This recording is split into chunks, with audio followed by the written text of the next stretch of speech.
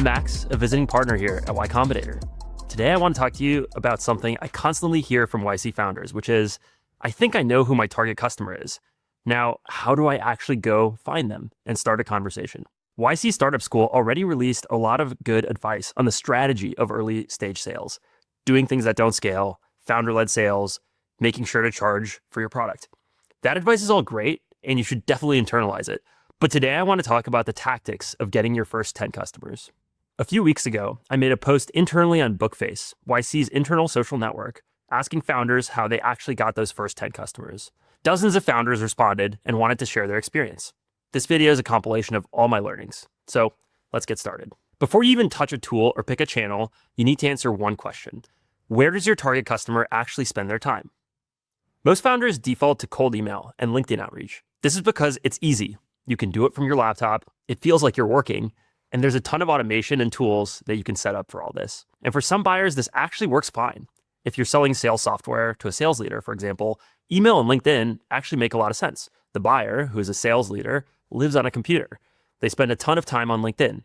It's going to work for them. But a lot of times, you might be selling to a school district administrator or a property manager, an insurance agent, or a truck dispatcher.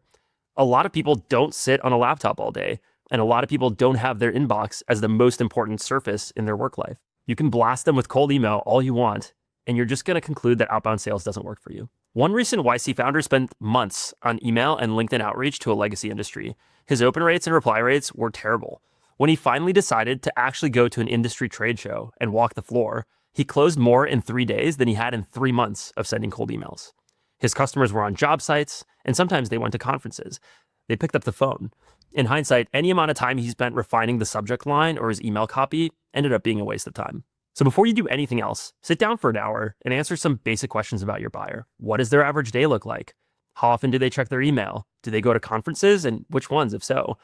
Are they on Reddit? Are they on LinkedIn? Do they pick up the phone? Do they mostly ask their friends for recommendations for new services and software to use? Or maybe there are industry newsletters that they read. If you can't answer most of these questions concretely yet, that's a sign you haven't spent enough time with real customers. Go fix that before anything else. All right, now it's time to actually start talking to customers. Before you touch any email automation or prospecting tool, you have to start with people you already have some connection to. The first 2 or 3 customers, almost without exception in these founder stories, came from one of these sources. Friends in the industry, former colleagues, classmates from school, or more generally, people one introduction away. The reason your warm network matters isn't that intros are some magic sales trick. It's that the people buying your product early are buying because they trust you as a founder, not just because of the quality of the product. If someone's going to take a bet on a new product from a new company, they at least need to trust the person building it. Your first degree and second degree network are the easiest people to take that bet on you. So before you go outbound, work through a few sources in order. First, your personal network, former colleagues, classmates, friends in the industry. These people will trust you the most, so talk to them first. Next is your second degree LinkedIn connections. Look at who your connections know and ask for warm intros. One recent YC founder told me she got intros to about half of the customers she closed during her YC batch via LinkedIn intros. Third, there are a bunch of AI-powered network search tools. Happenstance, for example, is a recent YC company that lets you search across your whole extended network in natural language. You can ask things like, find people who work on notification systems at big companies, and it'll surface relevant people from a much wider net than you can scroll through manually. When you ask for an intro, be specific. Tell them who you want to meet, why they specifically would care, and what to say in the forwarded email. The easier you make it for them, the more likely the intro actually happens. One pattern I want to call out. Prospecting tools only start to matter once you have 10 to 20 quality customers. Tons of founders spend weeks setting up outreach tools when they actually have a lot of second-degree connections they haven't messaged yet. If you haven't worked your network, you're skipping the lowest hanging fruit. One of the most surprising things that came up in those YC founder stories is that so many of them, to close their first few customers, actually showed up in person. They didn't just settle for getting on a Zoom. They got into a room. They made it their mission to be in the same room as the buyer. A lot of people don't want to do this tactic. It's slower, it's awkward, it might cost money if you have to travel somewhere, and you might get rejected to your face in real time. But it also happens to work better than basically anything else. First, fly out to close them. One recent YC founder flew to a single executive buyer 4 weeks in a row. The buyer kept rescheduling, but he kept showing up and eventually closed them. Another founder regularly showed up at customer offices uninvited and got asked to leave most of the time. One time, he actually flew to Hawaii to meet a customer who kicked him out after 8 minutes of conversation. And that customer, through some persistence, became one of his biggest accounts. Another learning was that small conferences tend to work really well. The conversion rate from one real conversation at a small industry-specific conference can be much higher than trying to cold email that same person. Here's a mini playbook on conferences that multiple founders used.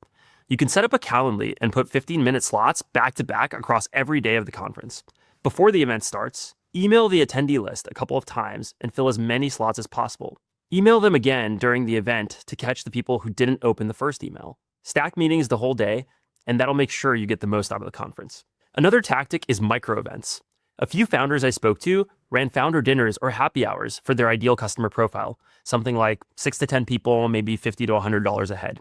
A lot of founders consistently said that this converts way better than large events. Once someone's eaten dinner with you, it's very unlikely they're going to ignore your email afterwards, and sometimes they'll even go out of their way to help you. For the first 10 customers, there really is no tool that can replace being in the same room as your buyer. If you're building a consumer product or a product for small businesses, there's often a place online where your future customers are already complaining about the problem you solve.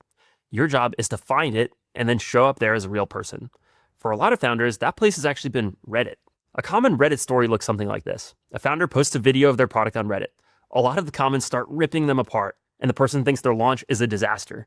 But then there's a couple hundred lurkers, the people who never would comment, who might quietly sign up for their product. Another founder told me Reddit was the source of his first 10 customers. He'd find old threads where people complained about the exact problem he was solving, and he would DM every commenter one by one. A healthcare founder said that responding to Reddit and Facebook complaints was basically her whole job for a couple of months. She was doing 2 to 5 posts a day. She did get shadow banned from a few subreddits along the way, but she also got a bunch of customers. This principle is broader than just Reddit. You've got to find the place where the pain is being expressed in public. For consumer products, that's often Facebook groups, Discord, or YouTube comments. For some B2B niches, it could be industry-specific forums or trade association message boards. The nice thing about Reddit is that threads get pulled into Google search and persist for years, so the work you do today will keep paying off for a long time. Okay, you've worked your warm network, you've showed up in person, you're active in the communities where your customers complain, and at some point, you're going to need to go actually outbound the people who you don't know.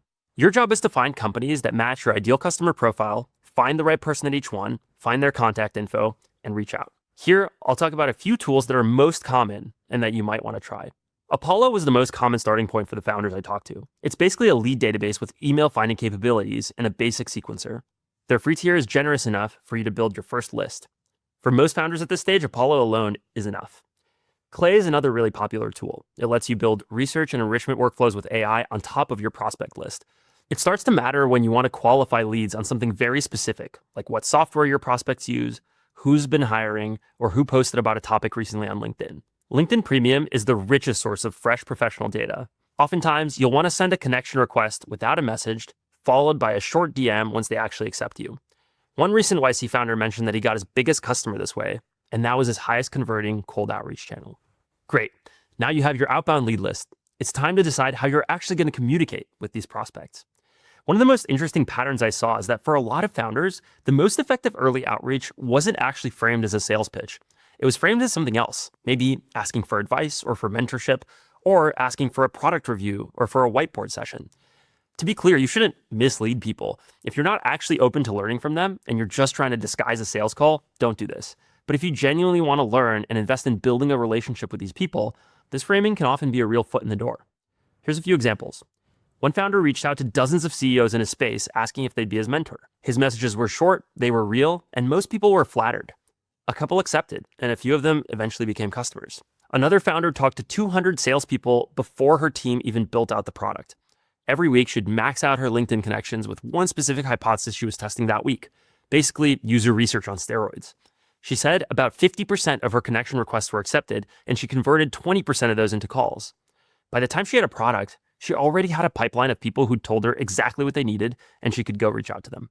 A DevTools founder offered startups free whiteboarding sessions on their agent architecture, and then offered to open up a shared Slack channel so he can help them implement it. The trick was the architecture just happened to require his exact product. And here's one really creative variation from another founder. He was selling to lawyers, and he actually offered to pay them $100 to $200 an hour, basically a portion of their hourly fee, in exchange for product feedback. About 30% of people he reached out to accepted that offer. The math sounds expensive, but the conversion rate was high enough that his customer acquisition cost ended up being quite reasonable. This kind of approach can especially work in markets with high contract values. Once you've decided on your framing, it's time to actually write some outreach copy. In my experience, the exact copy matters less than people think, but a few things really do matter. First, keep it under 75 words. Long emails tend to just get ignored, and they'll assume you used an LLM to write it. Second, the single most important line is a clear call to action.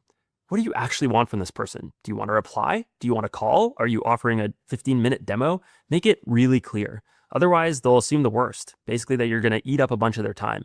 Third, there's a very easy test that a lot of people don't do to check whether the email sounds human or not.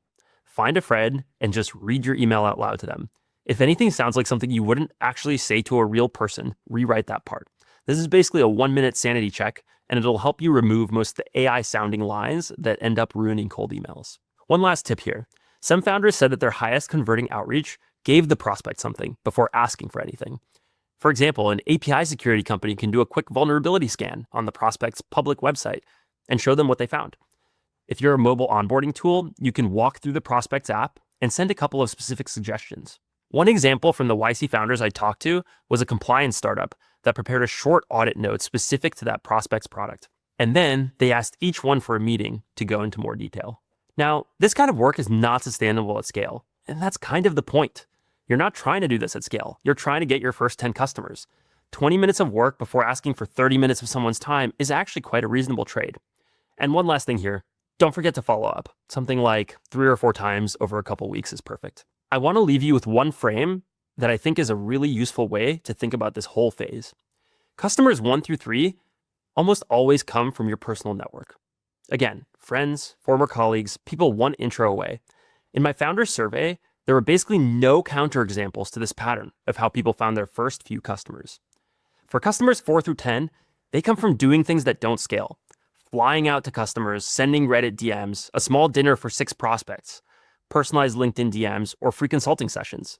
This part is going to be tedious, and it's going to be manual, and it's a really good way to learn before you automate. Then, customers 10 through 50 are where the playbook starts to shift. By this point, you'll probably have a refined pitch, case studies, and you'll have a really good grasp on what resonates about your value prop. And that's when Apollo, Clay, email sequences, all these higher volume outreach tools actually start to make sense. Now you have a message that's worth scaling and will get you results. So as a reminder, the reason this messy middle phase from 4 to 10 customers works is that you personally, the founder, are doing it. When a founder shows up at someone's office, DMs someone on Reddit, or sends a really researched email that only somebody who studied this problem knows about, it signals something no automation tool is going to be able to fake.